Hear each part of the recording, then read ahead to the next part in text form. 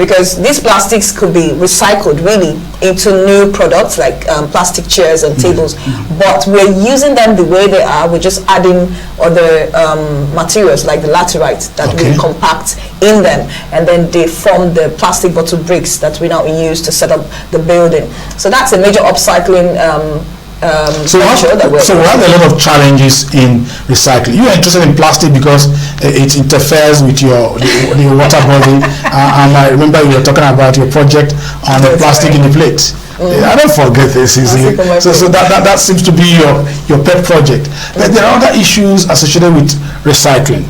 Okay. And I'm very much, we talked about scrap metals. Oh yes. Scrap metal. River State government. Last government set up a recycling plant at Kira. Okay. And we're talking about recycling plastics, metal scraps, and I hope that is encouraged over time. But one of the challenges we've had with recycling has to do with sanitation challenges. The scavengers we have all over the place are scattering these things in the name of looking for materials to recycle. What do you think of that? What money is that? What do you think about that? We were talking about bagging, which is part of waste collection. When you bag and drop, they go and scatter them. So what are you saying? But the fact, I think most people don't actually bag. Okay, but they use buckets. They use buckets. And goes on back. Okay, yeah. And it's scattered by scavengers. Yes. Go ahead. So I don't know if we have to have place security at the waste side. Okay. In order to stop them from getting to that place. But then again, I don't know. We need to let them know that it's actually wrong. If first the people going to throw the waste away should always bag, and those that have bagged, I also encourage the government to also stop scavenging. I don't know if recycling. But before we get to that, let's have a little break and play a jingle on World Environment Day. Well, I'm just giving this credit to Afro Nelly and her team because they are doing so wonderfully well. Thank you, sir. Yes. Let's look at the promo again. The land is green, it's green, oh. My Environment, My Wealth invites the general public to a one-week celebration to commemorate World Environment Day and World Oceans Day 2019. Themed Beat Air Pollution, Tuesday, June 4 to Saturday, June 8, 2019. Verdant Carnival date, Wednesday, June 5, 9 a.m. House opening of the first plastic bottle shelter in Niger Delta, Thursday, June 6, 10 a.m. Conference and panel session on youth driving SDGs, Friday, June 7, 2019. Speakers are Honorable Enemi Alabo George, member representing Asari Toro Constituency 2, Mr. Bon Woke, Director News and Current Affairs, River State Television Authority, Dr. Uyobong Uko, Assistant Director, Federal Ministry of Agriculture, River State, Architect Ipalibo West, HOD, Architectural Technology, Captain Elechi Amadi Polytechnic, Mr. Yomi Oke, Oyo State Commissioner for Youth and Sports. Panelists include Ake Victor, President-led Initiative, Wejia Michael, CEO, Chicken Africa and author, Brain is Brain, Onwaso Bethel, CEO, Betty Fashion Label and founder, Ladies Empire, Ibigoni George Finte, founder, The Seven Figure Gang, Ada Andrew, CEO, Elemanda Environmental Consult, Augustine Glory, CEO, AGM Collections, amongst others. The entire week-long event will in addition feature games, quiz, exhibitions, comedy, road shows, drama, music, and lots more. Panel session to be anchored by Charity Dumadi. Convener, Wani Afronelli. Initiator, My Environment, My Wealth, and CEO, BOI. For registration, visit our website on www.myenvironmentmywealth.com. For sponsorship and partnership, please call 0701 312 6558. This program is proudly supported by Radio Rivers, Garden City Radio, Reef Pro, and Power.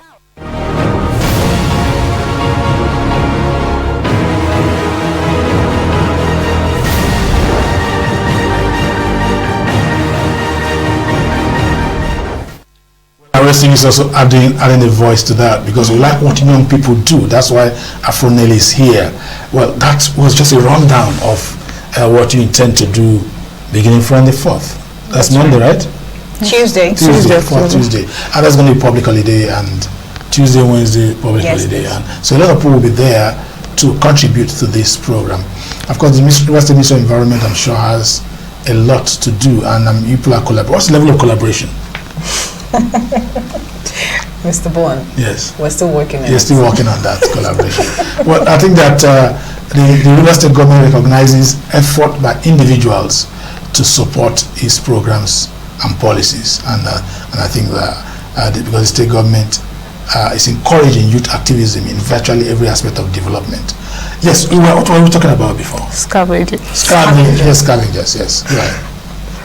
That's one aspect, one thing that is recycling has encouraged scavenging, you know that? Yes. But it's been done in a bad taste, that's what I'm saying. Yes, that's what I was going to highlight. Sometime 2017, we started a campaign, Close Our Drainages, because we heard that a little child dropped into a manhole at Mile 3 and they found the body in Mile 1. In fact, in Abuja or Lagos, an odd adult, it happened to her too, the place was flooded, she and the bikeman dropped in. Because they're stealing, ironmongers. You know, so we started this campaign and we went to Mile 3 Market to interact with the market people, especially those around the Ikoku axis, and they claim they don't know who removes them. Usually these market people say they are doing sanitation and they take it out to, take out the debris, but then some of them are selfish enough to just go away with the manhole covers, and that is a concern, because if there is enforcement by the government, they would fish out a few of them and penalize them, and others will learn. But where there is no enforcement, anything is possible. And talking about dump sites where these scavengers upturn bags that people have even learned to bag their waste, they upturn it and scavenge for recyclables, plastics and cans and all of those. There's a way the government can monetize and incorporate these people in a certain structure and raise funds for get it into the coffers of government. But I don't know, we're not paying attention, really. These people can be utilized effectively. But then again, we have to start from point A. The company needs us. I remember, yes. I remember that. There are no jobs. I remember that most of them, there are better ways to do what they are doing. Well, because what it starts from. Now, I'm happy that River State government is talking about reorganizing Riwama and putting the agency into more. Because if you ask Governor Wike what the government didn't do very well last 4 years, we said the government had done very well. Of course, we know they have done well in infrastructure, but the only sore end appears to be environment, sanitation, because of our attitude. We're talking about flooding now. It's still part of it. So is it the attitude of the people? I think it's enforcement. It wasn't this bad. Now, you talk about, we look at the issue of control.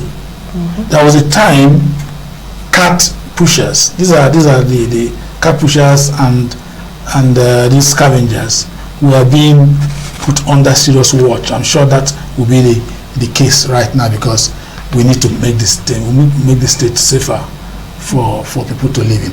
You saw the flood. Nimet gave a warning about flood. They did that 2 years ago. They did that last year. Yes, and there's always a warning. So, and we seem to avoid taking proactive measures.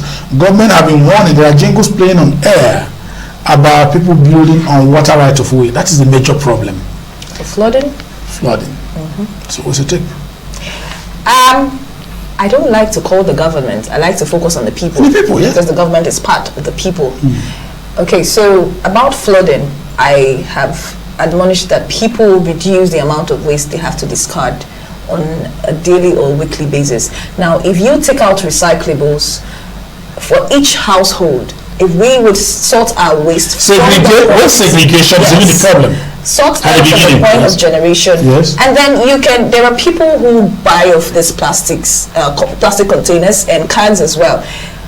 When you reduce them from the home front or the office, these scavengers will have nothing to scavenge. So that's one way to solve the problem.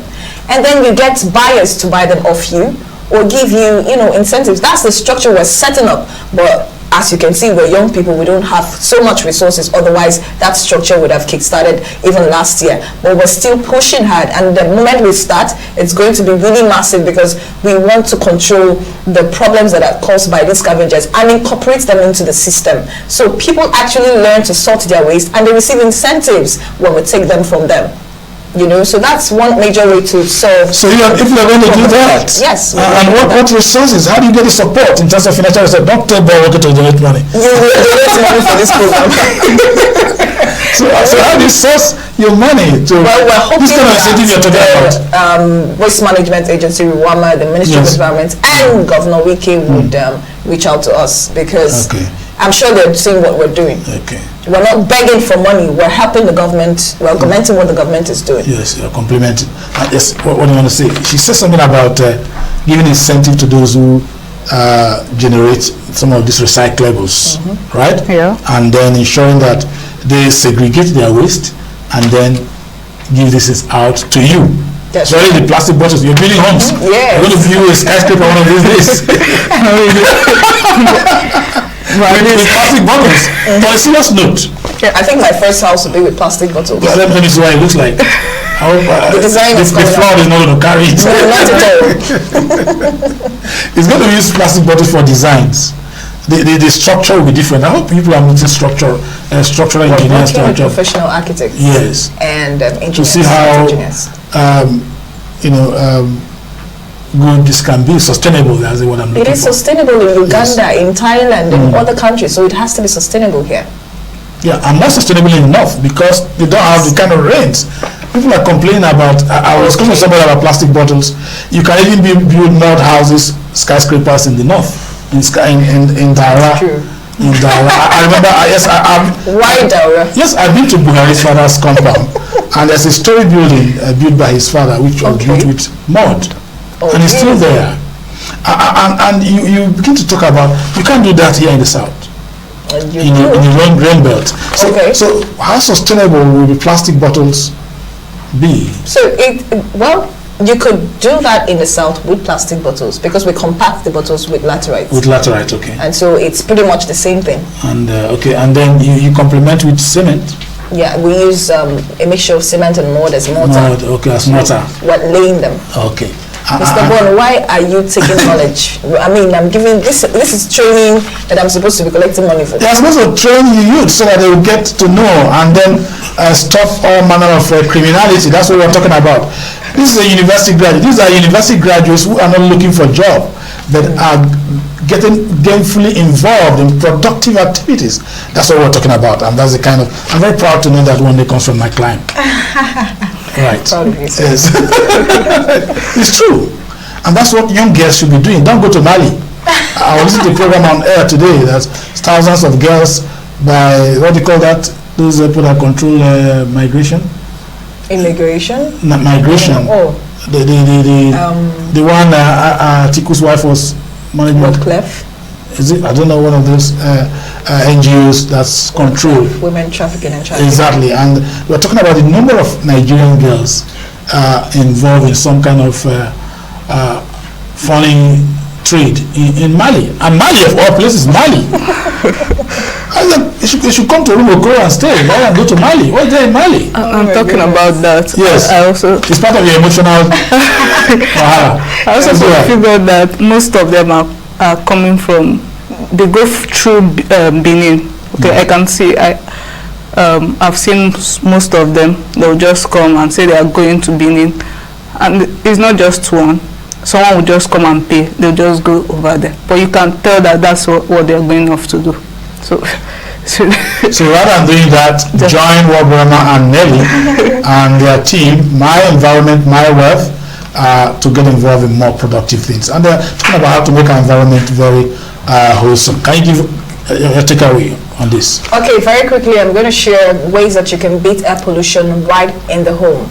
First one, you go digital. The moment I get home, I'm going to tell my dad this, because he buys newspaper on a daily basis. And you see, the newspapers are made with harmful toxins, toluene, for example. And as you keep piling them up, you keep increasing these substances right in your home and you inhale them. Okay. You know, and then the second thing that sounds funny is whenever you go outdoors, before you step in, take off your shoes and the front, you know, the front door.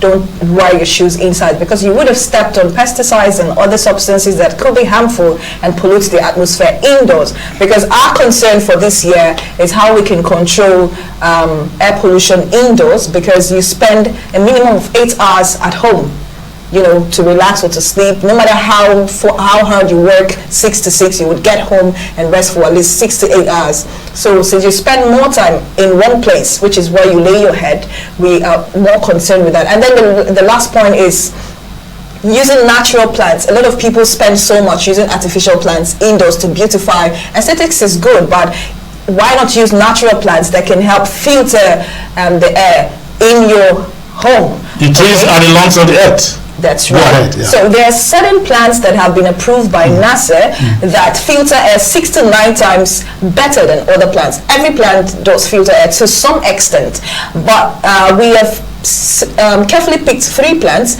and we're working on a pet project to commemorate this year's World Environment Day and know what to prescribe for households in Port Harcourt. Last year, during the World Environmental Education Day in January, we started donating some of these plants to the Mile 3 and Mile 1 market and motor parks, because we think that they have more of carbon monoxide exuded from the exhaust of these vehicles. So if they have those plants around, it could help filter the air and absorb it as well. So yes, we have selected 3 plants and we're running a project, and Mr. Bond is going to be one of the sponsors of that project, because it's going to cost at least ₦500,000 naira for a start.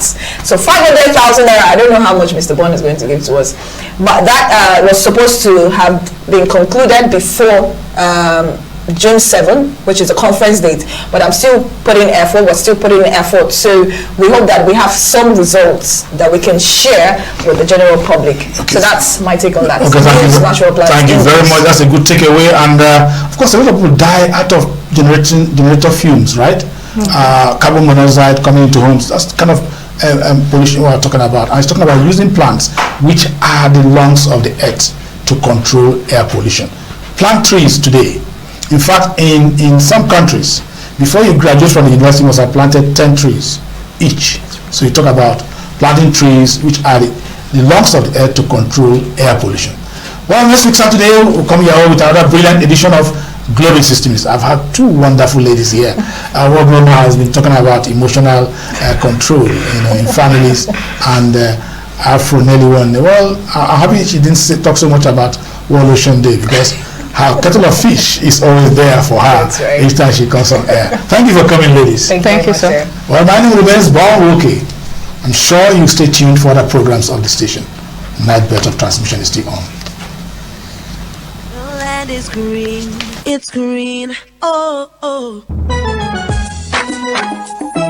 My Environment, My Wealth invites the general public to a one-week celebration to commemorate World Environment Day and World Oceans Day 2019. Themed Beat Air Pollution, Tuesday, June 4 to Saturday, June 8, 2019. Verdant Carnival date, Wednesday, June 5, 9 a.m. House opening of the first plastic bottle shelter in Niger Delta, Thursday, June 6, 10 a.m. Conference and panel session on youth driving SDGs, Friday, June 7, 2019.